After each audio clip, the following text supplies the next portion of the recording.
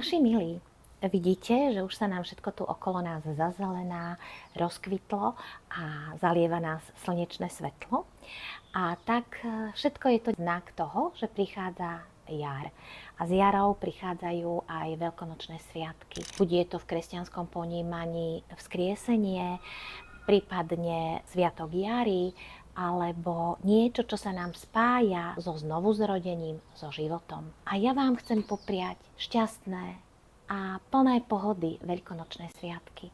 Sviatky, ktoré si naplno užite so vašimi blízkymi a nech už máte tradície akékoľvek, tak nech sú plné pohody, lásky, radosti, úsmevu a možno aj občas tie tradície, nejakú tú vodičku alebo nejaké to mierne pohrozenie židákom, tak a aby tí naši malí si mohli odniesť nejakú sladkosť, prípadne nejaký iný darček spojený s Veľkou nocou. Prajem vám krásnu Veľkú noc.